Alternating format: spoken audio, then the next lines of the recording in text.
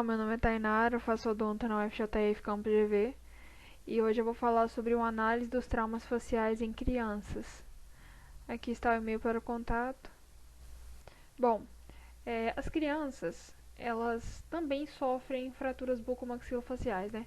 A gente vê que a maioria dos casos apresentados aí no pronto-socorro são de adultos, mas as crianças também têm esse tipo de fratura bucomaxilofacial. Por que acontece com menos frequência? É porque as crianças estão em um meio social protegido, né? Estão sempre sob supervisão de algum adulto, né? Algum cuidador, os pais, e também pelos fatores anatômicos da criança, né? Ali a anatomia da face torna a criança menos suscetível a ter esse tipo de trauma. Quando esses traumas ocorrem, as causas são principalmente queda de própria altura e acidentes automobilísticos. É o que mais acontece, é o que mais a gente vê aí, né, nos hospitais. Aqui a gente tem a figura 1, que foi uma criança de 6 anos que teve uma queda de um veículo automotor e sofreu uma fratura de sínfise mandibular. Aqui dá pra ver também o pós-operatório dessa criança, né, onde foram colocadas placas para reduzir essa fratura. Aqui na figura 2, também a gente consegue ver uma lesão em tecido mole. Essa criança teve uma laceração. Também o artigo fala que foi queda de veículo automotor, né? E dá pra gente ver todo o período, desde o pré até o pós-operatório. E nesse artigo os autores então que as placas foram removidas com 3 meses, para não atrapalhar o crescimento ósseo. O objetivo do nosso trabalho foi analisar a literatura, de forma que a gente entenda a etiologia e o manejo dos traumas faciais infantis. Bom, foi realizada uma consulta de dados, as bases de dados, na verdade, Cielo, Lilacs e Google Acadêmico. Utilizamos os descritores trauma facial em crianças, fraturas em pacientes pediátricos e etiologia do trauma facial infantil. Ao todo, foram selecionados 6 artigos para análise.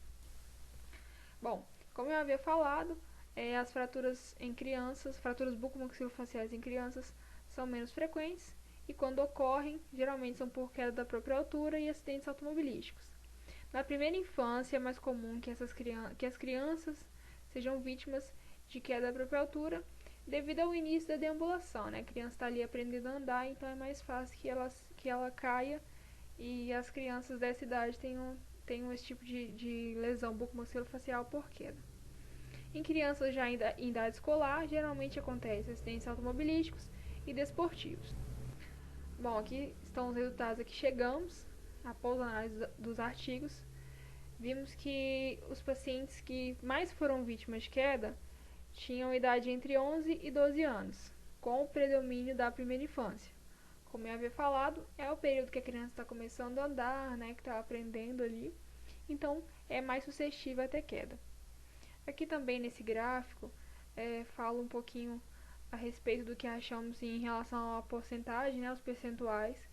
80% dos artigos afirmam que a prevalência das fraturas bucomaxilofaciais infantis são do gênero masculino. O gênero masculino, né, os meninos sofrem mais esse tipo de fratura. E os acidentes com veículos e queda, né, como principais, foram abordados por todos os artigos como sendo os que mais ocorreram, as causas que mais ocorreram. E os tratamentos conservadores foram os mais utilizados, né? As reduções abertas foram pouco relatadas nesses artigos, justamente porque a criança está em fase de crescimento ósseo, né? Os ossos da face ainda estão em desenvolvimento, então os cirurgiões preferem que a redução seja fechada, né? Ou seja, o tratamento conservador. Algumas crianças ficam ali em observação, justamente para não alterar esse crescimento. A cirurgia só vai ser aberta caso realmente necessite. Conclusão. O trauma facial ele não é frequente, mas ele acontece. Então é importante que haja prevenção, a criança esteja sempre sob supervisão, né? E caso aconteça, deve-se procurar um pronto-socorro. E os tratamentos fechados são os mais indicados para essa faixa etária. Aqui são as referências e muito obrigada.